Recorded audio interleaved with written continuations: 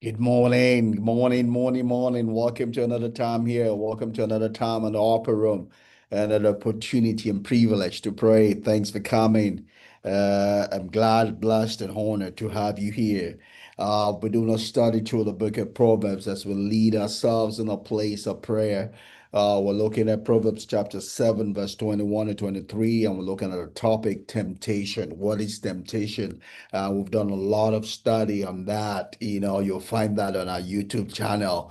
We're presently trying to close out the channels of temptation. The first one we talked about is the lust of the flesh, the lust of the eyes, and we're right now looking at the pride of life.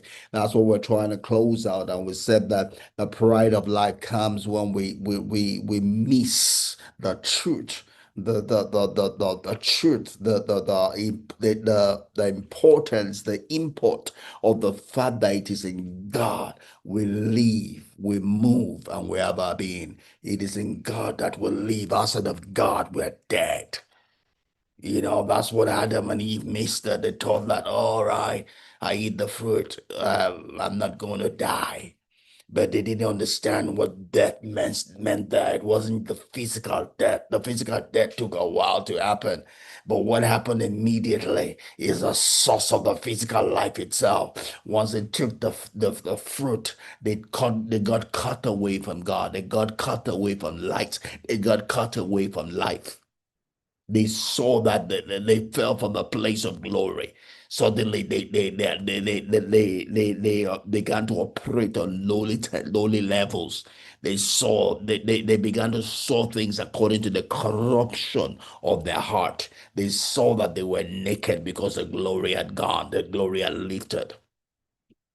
You see, when we have pride, we miss the fact that God is the essential constituent of our life.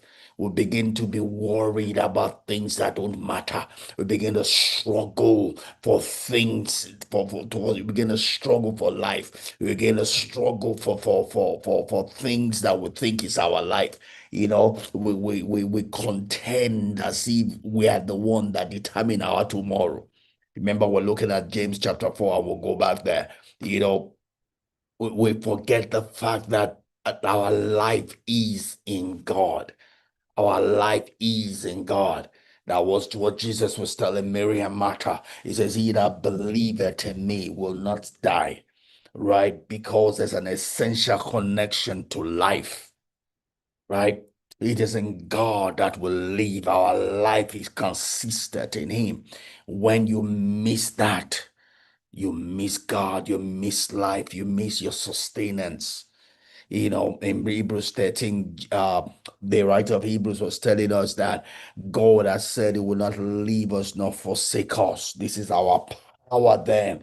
We will not fear what man will do unto us because the Lord is our life. The Lord is our muscle. The Lord is our helper. The Lord is our victory. The Lord is our banner. That is a place of our humility. When we miss that, then we have the pride of life taking over us. It is in God that we live. It is in God that we move every step. The steps of the righteous, they are ordered of the Lord. When I don't have my steps ordered, then I begin to struggle myself. I begin to have be overcome by fear. I begin to submit myself to the things, that the elements of this life that I'm supposed to rule over, that I'm supposed to reign over. I began to be vulnerable to the cunning of man because I don't have a sure way. I don't have a sure guarantee.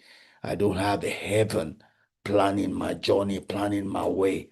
I don't have the guarantee of heaven, being interested, being invested in my interest.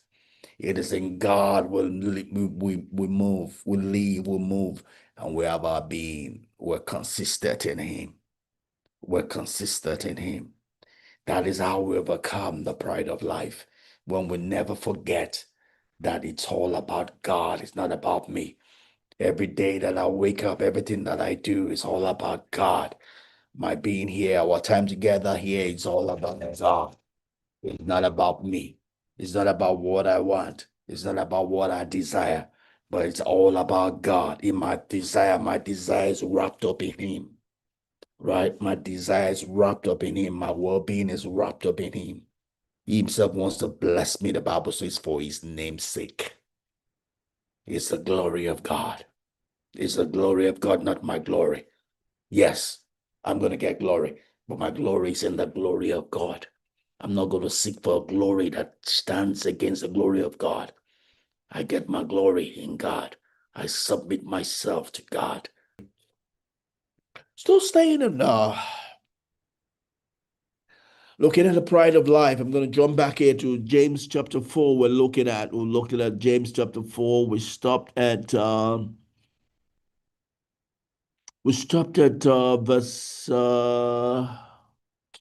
I believe we stopped at verse 13. That's what we stopped 2 days ago.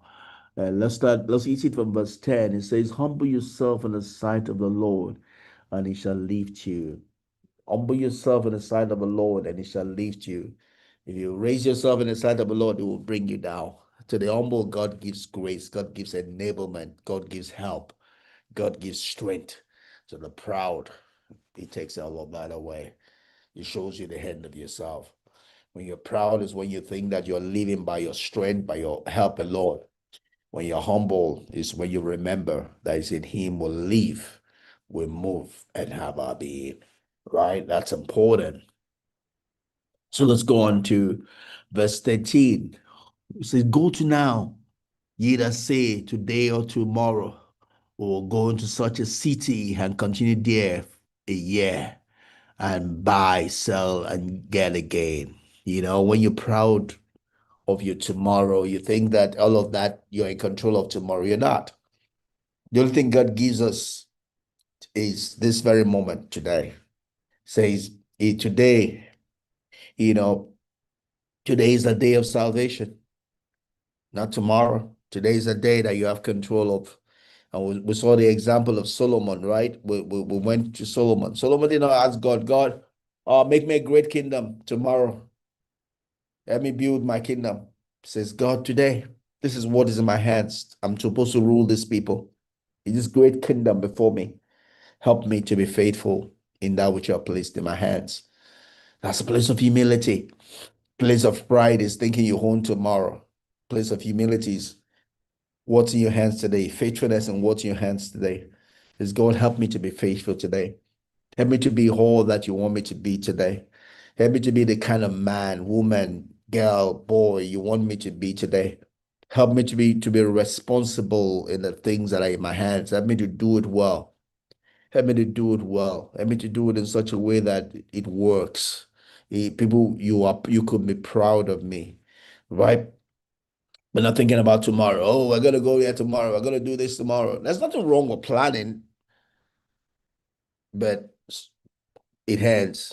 And we'll see in the later verse, it says, if the Lord wills. My plan must be submitted to the hand of God. My today, but today, I'm supposed to be faithful. Tomorrow, in if the Lord wills, if the Lord wills. But it's a whole balance, being able to balance between short term and long term. And that's the reason why we have the parable of the virgins, right? The foolish and the wise ones. It teaches us the need to be responsible for the immediate, right? And also plan for tomorrow. But not to be not neither of being too carried away by both of them is wrong. Don't forget again, God is in a balance. The devil is in the adverbs. The road to hell is paved with adverbs, too much or too little, right? We need to be responsible for what's in our hands today.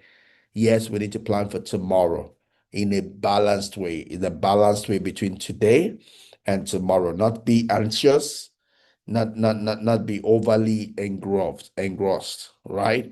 Not be anxious, not be overly engrossed, but being faithful in that which is in our hands today. Because faithfulness in that which is at hands today enables our tomorrow, if the Lord wills. But let's go on. Verse 14 goes on and says that, whereas ye know not what shall be on tomorrow. We don't know what will be on tomorrow, right? We need to submit that to God. Remember that we're human. For what is your life? It is even a vapor that appears for a little time and then vanisheth away. For for that ye ought to say, if the Lord wills, it's only if the Lord wills that we'll have tomorrow, right? And we'll see an example in Luke, in the rich farmer, Luke chapter 12, verse 19 to 21. We'll key into that tomorrow. We'll talk about the rich farmer tomorrow. We'll talk about King Asa tomorrow. All right. God bless you. Thanks for coming along with me.